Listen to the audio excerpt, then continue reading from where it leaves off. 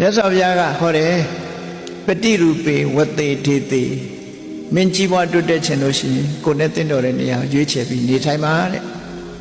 အရိယမိတ်တကရောတိယလူတော်လူကောင်းတွေကိုမိတ်ဆွေဖွဲ့ပါသူတို့စီကပညာတွေရဖို့ဉာဏ်တွေရဖို့ဆုံးမတွေရဖို့သူတို့နဲ့ပေါင်းဆက်ပါတမ္မာပဏိတိတမ္ပန္နောကိုယ့်ကိုပြင်ပါအကောင်းဆုံးဖြစ်အောင်ပြင်ပါလို့ဆို